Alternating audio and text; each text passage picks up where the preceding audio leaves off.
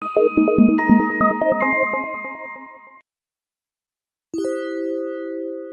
Jungle book. இது ஒரு சின்ன பையன் மோக்லியோட கதை. அடர்ந்த இந்திய காட்டுக்குள்ள அவன் வாழ்ந்துகிட்டு இருந்தான். அவனை முதல்ல பகீரா தான் பார்த்தது. அது ஒரு சிறுத்தை. ஒரு நாள் பகீரா ஆத்துல ஒரு சின்ன கூடையில ஒரு குழந்தை மிதந்துட்டு வரத பாக்குது. என்ன இது, மனுஷ குழந்தையா இருக்கு? இவனை இங்கேயே விட்டுட்டு போனா யாருக்காவது உணவாயிடுவான். உடனே பகீரா அந்த கோடைய தூக்கிக்கிட்டு நரிக்கூட்டத்துக்குள்ள இருக்கிற சீதாவையும் ராமையும் அணுகுச்சு. சீதாவுக்கு அப்பதான் 3 குட்டிகள் பிறந்திருந்துச்சு. இந்த மனுஷ குழந்தைய நான் காட்டுக்குள்ள பார்த்தேன். இந்த குழந்தைய நீங்க கொஞ்சம் பாத்துக்கிறீங்களா? சீதா அந்த மனித குழந்தைய தான் குட்டியா வளர்க்க ஆரம்பிச்சது. அவனுக்கு மோக்லின்னு பேரும் வச்சது. சில வருடங்கள் கழிஞ்சது. மோக்லிக்கு இப்ப 10 வயசாச்சு. அந்த காடு அவனுக்கு வீடாவே ஆயிடுச்சு. மோக்லி, உன் சகோதரர்கள் கிட்ட போய் உன் அப்பா கூப்பிடுறாருன்னு சொல்லு. ராம் தான் அந்த நரிக்கூட்டத்தோட தலைவர். வலிமையானது, சக்தி வாய்ந்ததும் கூட. அது இப்ப மர உச்சியில உட்காந்துட்டு இருந்துச்சு. மத்த நரிகள்லாம் அதை சுத்தி நின்னுகிட்டு இருந்துச்சு. மோக்லி பகீராவோட மர உச்சியில உட்காந்து அதை கேட்டுக்கிட்டு இருந்தான். ஷேர்கான் கூடிய சீக்கிரமே நம்ம காட்டுக்கு திரும்பி வர போகுது. அதுக்கு மோக்லேவை பத்தி கண்டிப்பா தெரிய வரும். யார் அந்த ஷேர்கான்னு மோக்லி வியந்தான். உடனே மனித வர்க்கத்தையே வெறுத்த அந்த வெறித்தனமான புலிய பத்தி பகீரா சொல்லுச்சு. ஏன்னா ஒரு ஆள் ஒரு முறை ஷேர்கான தீயால சுட்டிருக்கான். அன்னையில இருந்து அது பழி வாங்க காத்துட்டு இருக்குன்னு சொல்லுச்சு. என்ன ஆனாலும் மோக்லி அது உயிரோட விடாது. நம்ம எல்லாரும் ஒண்ணு கூடி இருந்து அதை எதிர்த்து இந்த குழந்தைய காப்பாத்தணும். ஆனா மத்த நரிகள்லாம் ஷேர்கானை எதிர்த்து ஒரு மனித குழந்தைய காப்பாத்த விரும்பல. மோக்லி தான் உயிரை காப்பாத்திக்க இந்த காட்டை விட்டு போறதுதான் நல்லதுன்னு சொன்னாங்க. காட்டுக்கு பக்கத்துல மனுஷங்க இருக்கக்கூடிய ஒரு கிராமம் இருக்கு. நான் வேணா மோக்லிய அங்க கொண்டு போய் விட்டுறேன். இதுக்கு சீதாவை தவிர மத்த எல்லாரும் உடனே ஒத்துக்கிட்டாங்க. அதனால மன கஷ்டத்தோட சீதாவும் ஒத்துக்குச்சு. மறுநாள் பொழுது விடியறதுக்கு முன்னாடியே பகீரா மோக்லிய கூட்டிட்டு போறதுக்கு குகைக்கு வந்துச்சு. மோக்லி, வாப்பா போலாம். மனுஷங்க இருக்கக்கூடிய கிராமத்துக்கு நம்ம சீக்கிரமா போய் சேரலாம். நான் எங்கேயும் வரமாட்டேன். இந்த காடு தான் எனக்கு வீடு. இங்க தான் நான் இருப்பேன். நான் உன்னோட நல்லதுக்காகத்தான் சொல்றேன் மோக்லி. பகீரா மோக்லிய சமாதானப்படுத்தி அவனை கட்டாயப்படுத்துச்சு. இரவு நேரம் ஆனதால நாள் முழுக்க நடந்த களைப்புல நடுக்காட்டுல தங்க முடிவு பண்ணாங்க. மோக்லி, இன்னைக்கு ராத்திரி இந்த மரத்துல தூக்கிட்டு நாளைக்கு காலையில போலாமா? மோக்லி ரொம்ப வருத்தத்தோட பகீராவை விட்டு ரொம்ப தூரமா ஒரு மென்மையான கிளையில படுத்து தூங்கினான். ஆனா கொஞ்ச நேரத்திலேயே அது கிளை இல்ல, பாம்போட மென்மையான உடம்புன்னு மோக்லி தெரிஞ்சுக்கிட்டான். அடடா, யாரு நீ? நான் தான் மோக்லி. ஓ, ரொம்ப நல்லது. நீ எங்க போயிட்டு இருக்க? சரி, என் கண்ணையே பாரு. கண்ணை பார்த்த உடனே மோக்லி தன்னை சுத்தி இருக்கிற உலகத்தை மறக்க ஆரம்பிச்சான். பாம்பு அவனை வசியம் பண்ணி சிக்க வைக்க பார்த்துச்சு. ஆனா திடீர்னு பகீரா அந்த பாம்போட மண்டையில ஒரு போடு போட்டுச்சு. மோக்லி சுயநனவுக்கு திரும்பி வந்து அந்த பாம்பை கீழே தள்ளி விட்டுட்டான். பாம்பு மரத்து மேல இருந்து கீழே விழுந்தது. நன்றி குட்டி பையா. உனக்கும் என்னோட நன்றி பகீரா. அப்புறம் அவங்க ஓய்வெடுக்க ஒரு நல்ல இடத்தை தேடி கிளம்புனாங்க. மறுநாள் காலையில யாரோ பலமா பாடுற சத்தத்தை கேட்டு பகீரா எந்திரிச்சது. ஆமா, என்ன நடக்குது? அது சுத்தியும் பார்த்துச்சு. அப்ப மோக்லி பல்லுங்கிற கரடி கூட ஆடி பாடிக்கிட்டு இருந்ததை பார்த்துச்சு. பல்லு, உன் வாழ்க்கை முறை ரொம்ப நல்லா இருக்கு. உனக்கு பிடிச்சிருந்ததுன்னா பரவாயில்ல, நீயும் இப்ப என்னோடவே இருக்கலாம். ஏய் பகீரா, கேட்டியா? நான் பல்லுவோட தங்கலாம். தாராளமா நீ தங்கலாம். வேண்டாம் மோக்லி. ஷேர்கான் இங்க வந்து சேர்றதுக்குள்ள நம்ம மனுஷங்க இருக்கிற கிராமத்துக்கு போய் சேர்ந்தாகணும்.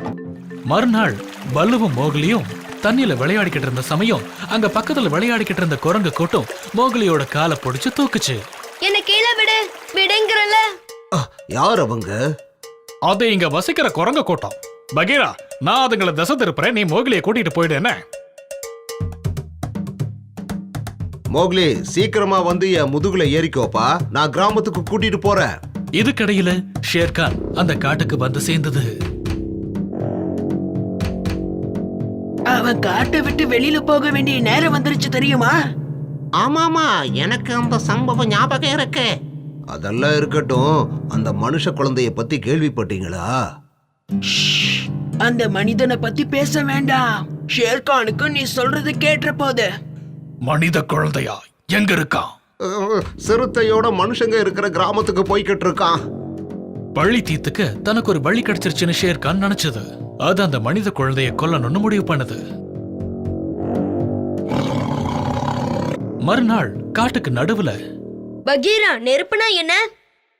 இந்த பூமியிலேயே சூடான ஒண்ணு அதுதான். அது எதை தொட்டாலும் அதை சாப்பிட்டுடும். மனுஷங்களுக்கு அதை எப்படி உருவாக்கணும்னு தெரியும். ஷேர்கானோட ஒரே பயம் அந்த நெருப்பு தான். கொஞ்ச நேரத்துல பல்லு அவங்கள சந்திச்சது. மோக்லி அதை பார்த்ததும் சந்தோஷப்பட்டான். இந்த குழந்தை உண்மையிலேயே போய் தான் ஆகணுமா? இவனை எனக்கு ரொம்ப பிடிச்சு போச்சு. ஷேர்கான் திரும்ப வந்துடுச்சுன்னு உனக்கு தெரியாதா என்ன? என்னது ஷேர்கானா? அது மோக்லிய என்ன பண்ண போகுது? அப்போ உனக்கு ஞாபகம் இல்லையா? மனுஷங்க வச்ச அந்த நெருப்புல ஷேர்கானோட முடியெல்லாம் எரிஞ்சு போயிடுச்சு. தன்னோட கௌரவத்தை காப்பாத்திக்க அது காட்டை விட்டே போயிடுச்சு. ஆமால, இப்பதான் ஞாபகம் வருது. மோக்லி, நீ காட்டை விட்டு போறதுதான்ப்பா உனக்கு நல்லது. ஆனா பாலு, நீ என்னோட நண்பன், எனக்கு துணையா இருப்பான்னு நினைச்சேன். மோக்லிக்கு கோபம் வந்துருச்சு. அவங்க கிட்ட இருந்து உடனே ஓடி போய் ஒரு குகைக்குள்ள மறைஞ்சுக்கிறான். துரதிருஷ்டவசமா அந்த குகை ஷேர்கானோடது. ஒரு வழியா நாம சந்திச்சிட்டோம். எனக்கு ஒண்ணு பயம் இல்ல, நான் உன்னை தோக்கடிச்சிருவேன் ஷேர்கான். அது வரைக்கும் மோக்லி ஷேர்கான பார்த்ததில்ல. ஆனா இதுவாதான் இருக்கும்னு அவன் தெரிஞ்சுக்கிட்டான்.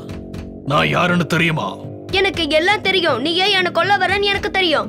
அப்படின்னா சந்தோஷம். நீ என் நேரத்தை மிச்சப்படுத்திட்ட. பழி தீக்கிற நேரம் வந்தாச்சு. ஒரு எரிமலைக்கு செல்லக்கூடிய பாதையில ஷேர்கான் மோக்லிய விரட்ட ஆரம்பிச்சது. சீக்கிரமே 2 பேரும் மலை உச்சியை அடைஞ்சாங்க. ஷேர்கான் மோக்லிய தடுத்து நிறுத்துச்சு. பகீரா, ஷேர்கான் மோக்லிய எரிமலை கிட்ட விரட்டிட்டு போறத நான் பார்த்தேன். பகீராவும் பல்லுவும் சீக்கிரமா அந்த இடத்துக்கு வந்தாங்க. பல்லு ஷேர்கான் மேல கல்ல வீச ஆரம்பிச்சது. ஷேர்கான் கவனிக்காத நேரமா பார்த்து பகீரா புதர் வழியா மோக்லிய நெருங்குச்சு. முட்டாள்களே, என்னை விட நீங்க புத்திசாலின்னு நினைப்பா? ஷேர்கான் தன்னோட புலி நகத்தால பல்லுவ தாக்குச்சு. அந்த தாக்குதல்ல பல்லு கீழே விழுந்துருச்சு. அதுக்கப்புறம் ஷேர்கான் கர்ஜனையோட பகீரா முன்னாடி போய் நின்னது. ஒதுங்கி போக சொல்லி பகீராவை எச்சரிச்சது. மோக்லி, நீ ஓடிடு. உன்னை நீ காப்பாத்திக்கப்பா. இல்ல பகீரா, பல்லு, நான் உங்களை விட்டுட்டு போக மாட்டேன். திடீர்னு அங்க நிலநடுக்கம் ஏற்பட்டு விரிசல் விழ ஆரம்பிச்சது. எரிமலை வெடிக்க ஆரம்பிச்சது. அதுல இருந்த தீக்குழம்பு பட்டு சுத்தி இருந்த புற்கள்ல தீ பிடிக்க ஆரம்பிச்சது. இதுதான் நெருப்பா பகீரா? மோக்லி, உடனே ஓடிடு. தன்னை சுத்தியும் நெருப்பு இருக்கிறத பார்த்த உடனே ஷேர்கான் அரண்டு போயிடுச்சு. தன்னோட முடிய அந்த நெருப்பு சுட்டு எரிச்சத அதால மறக்க முடியல. உடனே மோக்லி தீ பிடிச்ச ஒரு கிளைய உடைச்சு ஷேர்கானை நோக்கி போனா. மோக்லி, இங்க வா. நீ என்ன பண்ற? ஹே ஷேர்கான், வா, இப்ப என்ன வந்து தாக்கு. ஷேர்கான் மோக்லிய நோக்கி வெறித்தனமா ஓடி எகிரி குதிச்சது. தான் கையில் இருக்கிற எரிஞ்சுக்கிட்டு இருக்கிற கிளையால மோக்லி ஷேர்கானை மிரட்டினான். மறுபடியுமா? வேண்டாம். மோக்லி தீ பிடிச்ச அந்த கிளைய ஷேர்கான் முன்னாடி இந்த பக்கமா அந்த பக்கமா ஆட்டினான். ஷேர்கான் பயத்துல அப்படியே பின்னோக்கி போய் எரிமலைக்குள்ள விழுந்துருச்சு. மோக்லி, உனக்கு ஒண்ணும் ஆகலையே. நீ மனுஷ குழந்தையா இருக்கிறதுனால தைரியமா இருக்க. சரி, வாங்க, இங்கிருந்து போயிடலாம். அவங்க அங்கிருந்து ஆத்தங்கரைக்கு போய் உடம்பு மேல இருந்த சாம்பலை எல்லாம் கழுவுனாங்க. பகீரா, இனிமே நான் மனுஷங்க இருக்கிற இடத்துக்கு போக வேணாம் இல்லையா? என் குடும்பத்துக்கிட்ட போலாம்ல. ஆமா மோக்லி, இனிமே நீ உன் குடும்பத்தோட தாராளமா வாழலாம். ஏய் குட்டி பையா, நீ எங்கேயும் போக போறதில்ல, என்னோட தான் இருக்க போறேன். அவங்க எல்லாரும் ஷேர்கானோட வெற்றியை கொண்டாடும் போது யாரும் ஆத்தங்கரை பக்கம் வர்றது அவங்களுக்கு கேட்டுச்சு. யார் அது? அங்க பாருங்க, மனுஷங்க இருக்கக்கூடிய கிராமத்துக்கு நம்ம வந்துட்டோம். ஆத்தங்கரையில ஒரு பொண்ணு தண்ணி எடுக்க வரத பார்த்து மோக்லி ஆச்சரியப்பட்டான். ஏன்னா இன்னைக்கு வரைக்கும் மோக்லி எந்த ஒரு பொண்ணையும் பார்த்ததே கிடையாது. உடனே மோக்லி நீந்தி அக்கறைக்கு போனா. முதல்ல அந்த பொண்ணு பயந்தாலும் அந்த பையன் யாருன்னு அவ தெரிஞ்சுக்க விரும்பினா. மோக்லி. ஏய் மோக்லி. அந்த பையன் அவங்க இனத்தோட இருக்கிறது தான் அவனுக்கு நல்லது. மோக்லி பகீராவையும் பல்லுவையும் காக்க வச்சுட்டு அந்த பொண்ணை பின்தொடர்ந்து கிராமத்துக்குள்ள போனான். அங்க அவன் இனத்தோட வாழ்நாள் முழுக்க சந்தோஷமா இருந்தான். தி அக்லி டக்லிங். ஒரு அழகான கோடைக்கால நாள். ஒரு வாத்து குடும்பம் நீந்திக்கிட்டு இருக்க மத்த வாத்துங்க கரையோரமா நடந்துகிட்டு இருந்ததுங்க. ஒரு வாத்து மட்டும் முட்டைகள் பக்கத்துல உட்கார்ந்துகிட்டு இருந்தது. இந்த குஞ்சு எல்லாம் எப்ப பொரிக்கும்னு ஆசையா இருக்கு. ஆனா இந்த முட்டையெல்லாம் பொரிக்கிறது இவ்வளவு நாள் ஆகுமா? என்ன பார்க்க யாரும் வரல. நான் இப்ப ரொம்ப தனிமையில இருக்கேன். ஆனா ரொம்ப நேரம் காத்திருக்க வேண்டிய அவசியம் உண்டாகல. சீக்கிரமே முட்டைகள் உடைய ஆரம்பிச்சது. வாத்துக்குட்டிங்க ஓட்ட விட்டு வெளியே வந்து நடக்க ஆரம்பிச்சதுங்க. ஓ, ஏ குழந்தைங்கள ரொம்ப அழகா இருக்கு. சரி, எல்லாரும் வரிசையில வாங்க. 1 2 3 4 5. இன்னொன்னு இருக்கணுமே. ஒரு முட்டை மட்டும் குஞ்சு பொரிக்காம இருந்தத வாத்து பாத்துக்கிட்டு இருந்தது. அநேகமா நான் இந்த முட்டை மேல உட்கார்ந்து அடக்காக்கணும்னு நினைக்கிறேன். இந்த முட்டை பார்க்க பெருசா இருக்கு. சீக்கிரமே அந்த முட்டையும் குஞ்சு பொரிச்சுது. வெளியே வந்த வாத்துக்குட்டி பெருசாவும் அசிங்கமாவும் இருந்தது. இந்த வாத்துக்குட்டி பார்க்க மத்த வாத்துக்குட்டிங்க மாதிரி இல்லையே. மறுநாள் அம்மா வாத்து குட்டிகளை தண்ணியில நீந்த விட்டது. ஓ, என் வாத்துக்குட்டி எல்லாம் நீந்து போகும்போது பார்க்க ரொம்ப அழகா இருக்கு. எல்லா குட்டிகளும் நீந்தும் போது பார்க்கிறதுக்கு ரொம்ப அழகா இருக்கு. சரி குழந்தைங்களா, இருட்டாகிறதுக்குள்ள நம்ம எப்படியாவது வீட்டுக்கு போயாகணும். சீக்கிரமா வாங்க. அந்த வாத்து குடும்பம் இன்னும் நிறைய வாத்துகள் இருந்த பண்ணைக்கு திரும்ப போனாங்க. அந்த வித்தியாசமா இருக்கிற பறவை இங்க என்ன பண்ணிக்கிட்டு இருக்கு எனக்கு ஒன்னும் புரியலையே. மத்த வாத்து குட்டிகள்லாம் சூப்பரா இருக்குப்பா, ஆனா இதுதான் பார்க்க ரொம்ப அசிங்கமா இருக்கு. அவன் அசிங்கமா இருக்கான். அவன் இங்க இருக்கிறதுக்கு தகுதியானவ இல்ல. நீங்க சொல்றது சரின்னு எனக்கு தோணல. அவ இன்னும் சின்ன குழந்தைதான். அவ வளர்ந்துட்டானா பார்க்க அழகா இருப்பான்.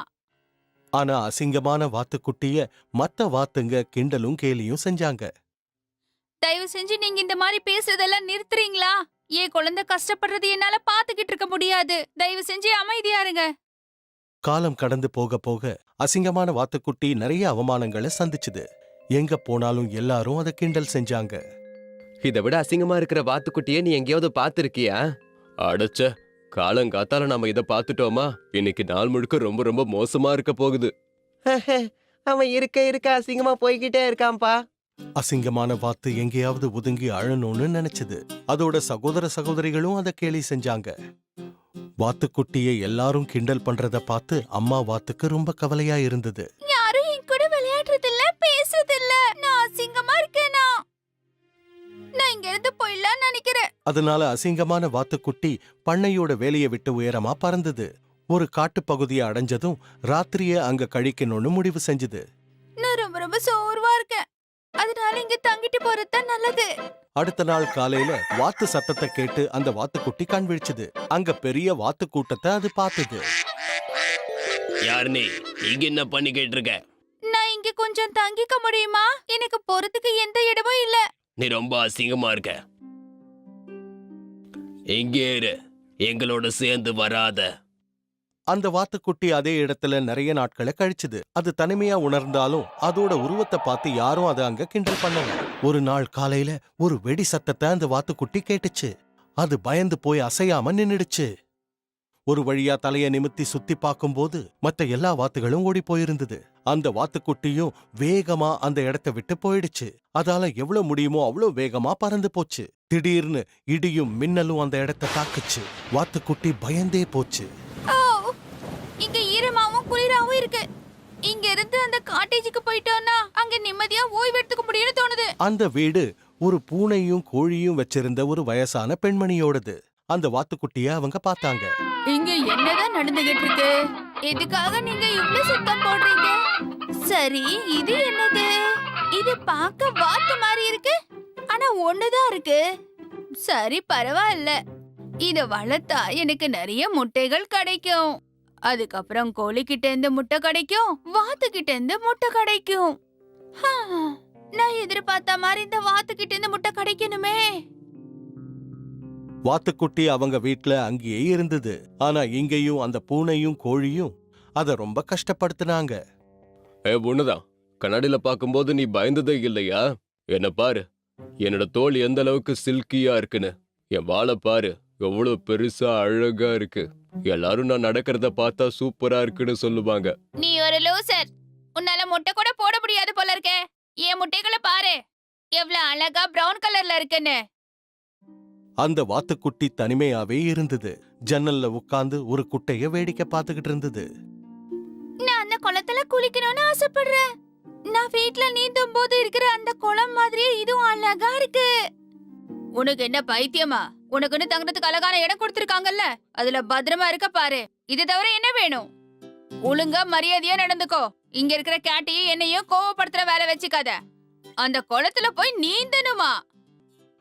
வாத்துக்குட்டி என்ன செய்யறதுனே தெரியாம ரொம்ப சோகத்துல இருந்தது. இது பத்திரமான இடம் எனக்கு தெரியும், ஆனா இது சிறையில இருக்கிற மாதிரியே இருக்கு. ரொம்ப கஷ்டமா இருக்கு. நான் தண்ணில போய் நீந்தணும்னு ஆசைப்படுறேன். நான் கண்டிப்பா நீந்தி ஆகணும். நான் எப்பவுமே என் போக்குல சுதந்திரமா இருக்கணும்னு ஆசைப்படுறேன். நான் முதல்ல இங்கேருந்து எப்படியாவது கிளம்பி ஆகணும். ஒரு நாள் ராத்திரி அமைதியா அந்த வீட்டை விட்டு வெளியே வந்து ஒரு புது வீட்டை தேடி போயிடுச்சு. சீக்கிரமே ஒரு அழகான ஏரிய பார்த்தது. அங்க அது நீந்தி குதிச்சு விளையாடலாம். இந்த குழந்தை ரொம்ப அழகா இருக்கு. இந்த மாதிரி நீந்து நான் எவ்வளவு நாள் ஆச்சு. இங்க இருக்கிற மிருகங்கள் எல்லாமே என் கூட சந்தோஷமா இருக்கணும்னு ஆசைப்படுறேன். அப்பதான் இந்த இடத்தை விட்டு நான் போகாம இருப்பேன். ஆனா இங்கேயும் மத்த விலங்குகள் அதோட நட்பு வச்சுக்க விரும்பல. எல்லாரும் எதுக்காக என்கிட்ட இருந்து தள்ளியே இருக்காங்க? நான் அசிங்கமா இருக்கிறதுனாலயா? நான் அசிங்கமா இருந்தா யாரும் என் கூட பழக கூடாதா? என் கூட யாரும் விளையாட கூடாதா? எனக்கு வருத்தமா இருக்கு. வாத்துக்குட்டிக்கு வாழ்க்கை இதே மாதிரி வேதனையோட தொடர்ந்துச்சு. சீக்கிரமே வானிலை மாறுச்சு. இலையுதிர் காலம் வந்துச்சு. இலைகளோட நிறம் சிகப்புல இருந்து ஆரஞ்சுக்கு மாறி அப்புறம் மஞ்சள் ஆயிடுச்சு. அடுத்து குளிர்காலம். காடே வெள்ளையா மாறிடுச்சு. குளிர்காத்து அடிக்க ஆரம்பிச்சுது. கரு மேகங்கள் வாத்துக்குட்டியோட சோகத்தை இன்னும் அதிகரிச்சுது. வாத்துக்குட்டி ஏரியோட கரையோரமா போச்சு. அங்க ஒரு அற்புதமான காட்சியை பார்த்தது. அழகான பறவைங்க இங்க இருக்கு. இதுக்கு முன்னாடி நான் பார்த்ததே இல்லையே. எவ்வளவு அழகான ரெக்கைகள். இவங்கள பார்க்கும்போது பறக்கிற மாதிரி தெரியல. இவங்க வானத்துல மிதந்து போற மாதிரி தெரியுது. குளிர் இன்னும் அதிகமாச்சு. தண்ணி குளிரா இருந்தாலும் வாத்துக்குட்டி அதுல நீந்துச்சு. அதுக்கப்புறம் புதர்கள்ல ஓய்வெடுத்தது. மறுபடியும் வசந்த காலம். செடிகள் வளர ஆரம்பிச்சுது. வானத்துல சூரியன் எட்டி பார்த்துச்சு. மறுபடியும் கதகதப்பானதை நினைச்சு வாத்துக்குட்டி சந்தோஷப்பட்டுச்சு. என்ன சுத்தி இருக்கிற எல்லா பொருட்களும் இப்ப ரொம்ப அழகா இருக்கு. என் ரெக்கைகள் கூட இப்ப ரொம்ப ஸ்ட்ராங் ஆயிடுச்சுன்னு நினைக்கிறேன். அதனால என்னால இப்ப நீந்து போக முடியும். வசந்த காலத்தோட ஆரம்பத்துல பார்த்த அதே விலங்குகளை வாத்துக்குட்டி பார்த்துச்சு. அது வேகமா ஓடி புதர்களுக்கு இடையில மறைஞ்சுக்குச்சு. இந்த பறவைங்க ரொம்ப ரொம்ப அழகா இருக்கு. அவங்க கிட்ட போனேன்னா அவங்களும் என்ன கண்டிப்பா அசிங்கப்படுத்துவாங்க. ஒருவேளை அவங்க என்ன கொன்னாலும் கொன்னுடுவாங்கன்னு நினைக்கிறேன். எல்லாரும் என்ன கேவலப்படுத்துறது என்னால தாங்கிக்க முடியல. ஃபார்ம்ல இருந்த அந்த வாத்து கூட்டம், என் கூட பிறந்த அண்ணன் தம்பிங்க, அப்புறம் பூனை, கோழி எல்லாரும் நசிக்கப்படுத்தினாங்க. இவங்களும் அதே மாதிரி பண்ணிடக்கூடாது. ஏரியோட அமைதியான பகுதிக்கு வாத்துக்குட்டி போச்சு. அங்க அதை யாராலையும் பார்க்க முடியாது. அது ரொம்ப சோகமா இருந்தது. அதோட கண்கள்ல இருந்து கண்ணீர் வடிய ஆரம்பிச்சுது. திடீர்னு வாத்துக்குட்டி தண்ணியில தன்னோட பிரதிபலிப்ப பார்த்துச்சு. அதோட கண்களை ஏதால நம்ப முடியல. தெளிவான தண்ணியில அதோட பிரதிபலிப்பு தெரிஞ்சுது. அது இப்போ அசிங்கமான வாத்துக்குட்டி கிடையாது. அது ஒரு அற்புதமான பெரிய வாத்தா அழகா வளர்ந்து இருந்துச்சு. அந்த அசிங்கமான வாத்துக்குட்டி ஒரு அழகான ஸ்வானா மாறி இருந்தது. எல்லா ஸ்வான்ஸும் புது விருந்தாளிய தங்களோட முறைப்படி வரவேற்றாங்க. ஒரு வழியா அந்த வாத்துக்குட்டிய எல்லாரும் சேர்த்துக்கிட்டு அரவணைச்சாங்க. அது ஒரு அழகான ஸ்வானா இருந்தது.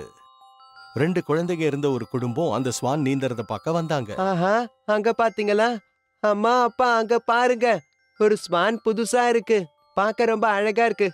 இங்க இருக்கிற எல்லாத்தை விட அதுதான் அழகா இருக்கு. அது அழகா மட்டும் இல்ல, ரொம்ப ரொம்ப எங்காவும் இருக்கு. இந்த புகழை எப்படி எடுத்துக்கிறதுன்னு ஸ்வானுக்கு தெரியல. அது வெக்கத்தால முகத்தை மறைச்சிக்க நினைச்சுது. இத்தனை நாள் கேலியையும் கிண்டலையும் அனுபவிச்சதுக்கு அப்புறம் அதை ஏத்துக்கிட்டதையும் புகழறதையும் அதால நம்ப முடியல. அதை எல்லாரும் அழகுன்னு சொல்ல ஆரம்பிச்சாங்க. என்ன சுத்தி இருக்கிறவங்க நான் அழகா இருக்கேன்னு சொல்லி என்ன பாராட்டினது இது வரைக்கும் நான் பார்த்ததே இல்ல. நான் அழகானதுக்கு அப்புறம் கிடைச்ச இந்த பாசமும் அன்பும் நான் அசிங்கமா இருக்கும் போதே கிடைச்சிருந்திருக்கணும். நான் குட்டியா இருக்கும்போது எல்லாரும் என்ன அசிங்கப்படுத்தினாங்க. எல்லாரும் என் உருவத்தை பார்த்து கேலி பண்ண ஆரம்பிச்சாங்க. அந்த வருத்தத்தை என்னால என்னைக்குமே மறக்க முடியாது.